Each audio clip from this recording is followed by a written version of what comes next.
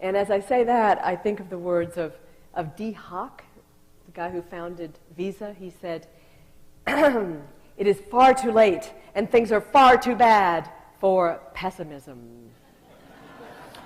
And so that's sort of the refrain of the night. It's way too late for that.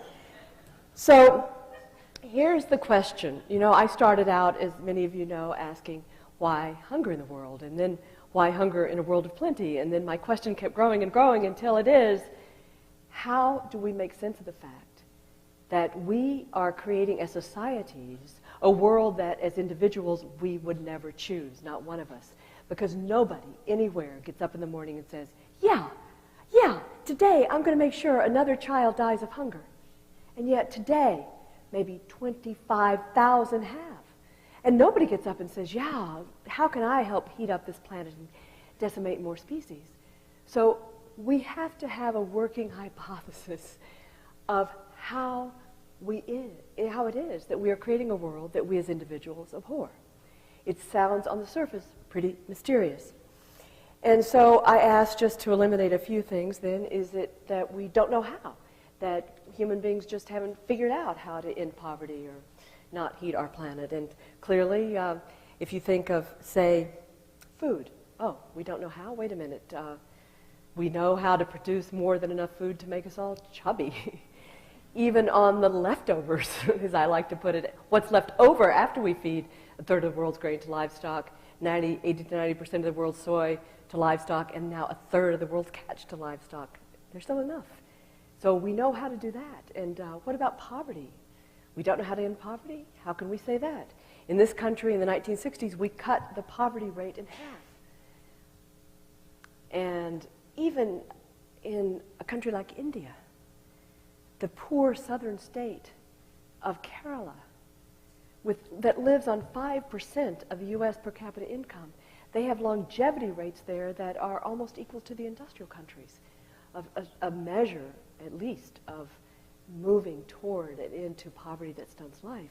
So I don't think we can say that we don't know how to do that. Well, what about heating the planet? We just don't have well, let me just ask it another way. Is it that we are creating this world we don't want because there just isn't enough? There's not enough food? And no, I've already said there's plenty of food. There's not enough energy that doesn't heat the planet. No. We know that now the sun provides the earth daily 15,000 times the dose of energy that we're currently using in fossil fuels. So clearly, just these tastes, we have the know-how, we have the resources. Then what is it? Is it human nature? Is it just that human nature is so selfish and materialistic and competitive that we just can't do it? We can't come together to manifest what we know? Is that it? Is it our nature? Well, look again, because I love looking at the new anthropology and the new neuroscience that is documenting what we experience every day, right?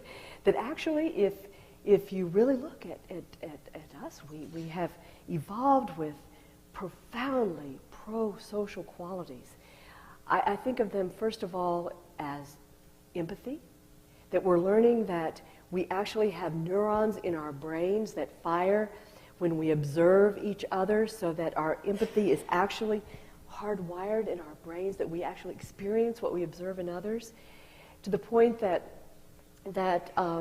even other species, like rhesus monkeys, it turns out, that they will go for days without eating, if by eating it means that they have to send an electric shock that might hurt another monkey. One went for up to 12 days without eating. So it's not just human beings, but even other primates. Innate empathy. So we've got that going for us. And what about our joy and cooperation? I was taken by the study at Emory University in Atlanta, where they looked at our brains when we were competing and when we were cooperating. And they found that when human beings cooperate, that there are parts of our brains that are stimulated the same as when we eat chocolate. Really, that's how great it is to cooperate. And we also have a very, very deeply carved need for fairness. Justice, when you think about it, we evolved over 90% of our evolution in tightly knit tribes where we knew that unfairness would just tear things apart and that our own survival depended on things staying together. And so we have a very deeply carved need for justice and fairness. In fact, in other psychological studies done, that it turns out that we will, when those experiments are set up so that we can choose to take nothing for ourselves or take something that we consider unfair, that the other guy gets away with something unfair, we'd rather get nothing than let somebody get away with unfairness. And again, it's not just our species. Capuchin monkeys have a great sense of fairness. When they see another monkey getting a raisin or a grape and they're only getting a cucumber, they will throw back that ration to their caretaker until they get a fair deal. So these are very deeply, deeply carved in us. And on the need for justice, I'm struck by the words of Adam Smith, who supposedly was the godfather of greed. Well, Adam Smith understood. You remember the philosopher who wrote The Wealth of Nations, but also The Theory of Moral Sentiments?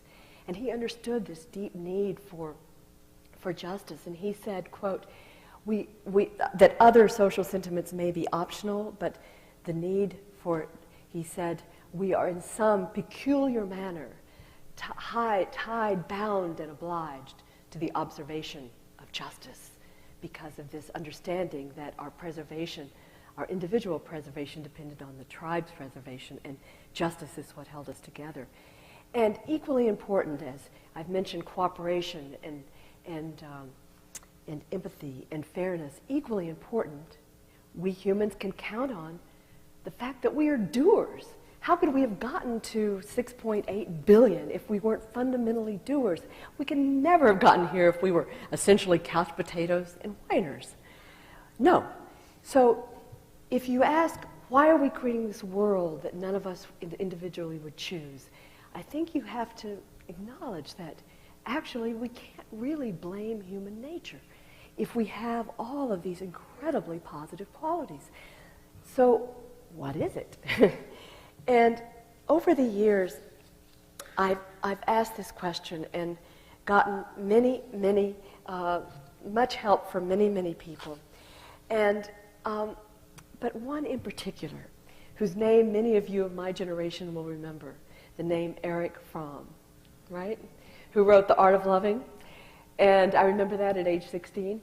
But much later in life, I read a book of his that is not very widely read. It's called The Anatomy of Human Destructiveness. Do you know that book?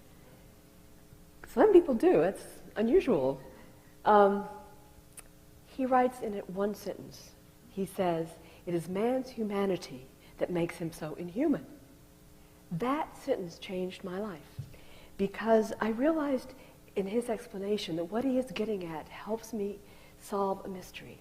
He says that it is the unique capacity, our species, our unique capacity is that we see the world through what he called frames of orientation. We are creatures of the mind. There is no unfiltered reality for Homo sapiens. We see the world through what my daughter and I write in Hope's Edge. We call it our mental map. That basically we can't see what is outside of that frame. That is what he means when he says it is our humanity that makes us so inhuman. Because this quality in us, this fact that we are creatures of the mind, that's all well and good. There's nothing wrong with that. If we are alive at a time when we are absorbing frames that are fundamentally life-giving, that are fundamentally aligned with our own nature and with the rest of nature.